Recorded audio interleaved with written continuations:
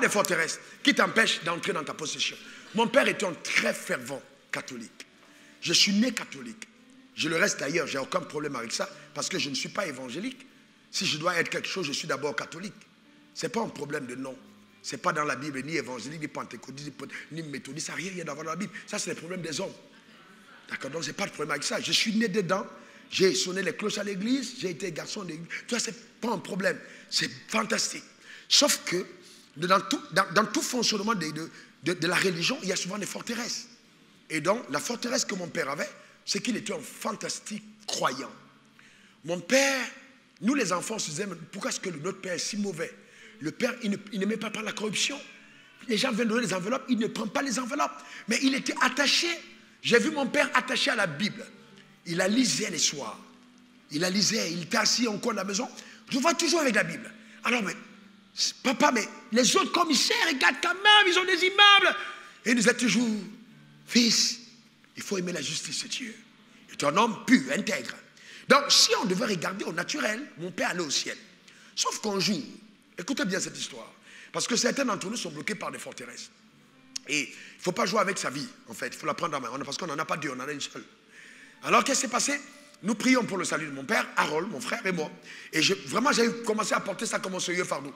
Et donc, un jour, mon père est tombé gravement malade. Et cette maladie était tellement étrange que quand on le ramenait à la maison pour qu'il meure, il y avait des asticots qui sortaient de son corps. Donc, ça veut dire qu'il était vraiment déclaré cliniquement inguérissable. Il avait une telle dimension où Dieu ne pouvait plus rien faire. Sauf que, vous voyez, quand les hommes disent non et ils disent que c'est impossible, il y a toujours une possibilité pour Dieu d'agir. La première chose que j'ai eue, laissez-moi vous raconter ça, parce que vraiment j'entends le Seigneur me parler de ça pour vous.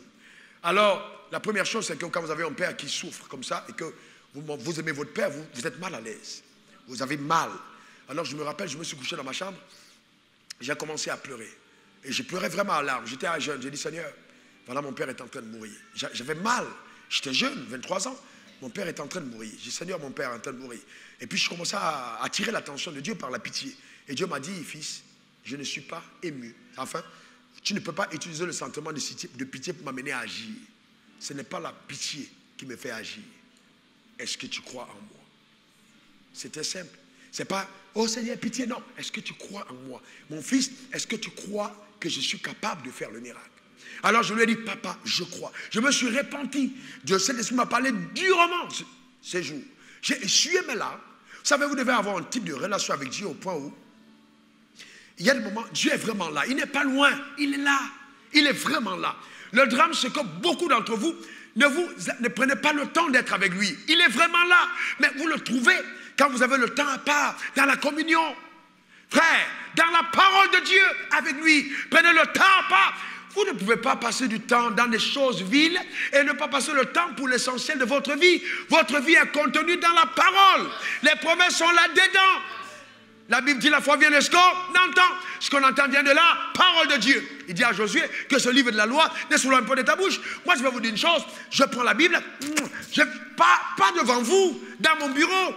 Oh Seigneur, oh, quel privilège. Je suis ce que je suis par la parole de Dieu. La parole de Dieu a fait moi ce que je suis. Ce n'est pas un diplôme, ce n'est pas une spécialisation d'ailleurs, ce n'est pas de relation, non. C'est la parole de Dieu. S'il y a une chose que je chéris plus que tout sur terre, c'est sa parole. Donc, pour moi, la meilleure des choses que nous devons désirer, c'est sa parole. La Bible, l'aimer. Ah, vous savez, est-ce que vous savez que vous pouvez dire à Dieu, aide-moi? Est-ce que vous savez que vous pouvez dire à Dieu, aide-moi? Est-ce que vous savez que vous pouvez dire à Dieu, aide-moi? Le problème, c'est que beaucoup d'entre vous, Mado, vous ne dites pas à Dieu, aide-moi. Vous pouvez dire à Dieu, aide-moi. C'est-à-dire, je ne sais pas, papa, je veux y arriver. Je veux cette dimension avec toi. Je veux cette intimité. Je veux cette relation. Je veux la vérité. Papa, aide-moi. Viens au secours de mon incrédulité. Aide-moi. Je lis ta Bible, mais je ne crois pas. Aide-moi. Papa, aide-moi. Oui, parce que le doute arrive quand notre esprit est incapable de croire que Dieu est capable. Voilà le vrai problème. Quand notre esprit ne comprend pas comment Dieu va le faire, alors nous doutons. Parce que nous sommes habitués à des voies qui sont humaines. Nous sommes habitués à une manière de faire qui est habituelle. Mais quand Dieu arrive dans ta vie, il va t'amener dans un univers que ton intelligence était incapable de concevoir. Est-ce que quelqu'un comprend de quoi je parle? Oui, c'est ce Dieu qu'on sert. Voyez-vous, c'est ce Dieu qu'on sert. Ça ne sert à rien. Venez à l'église, alléluia. On danse, on danse, on danse, on danse, on saute, on crie. Mais à aucun moment seul, tu es incapable de danser à nouveau. Je danse tous les jours devant Dieu. Je danse tous les jours devant Dieu. Je suis tellement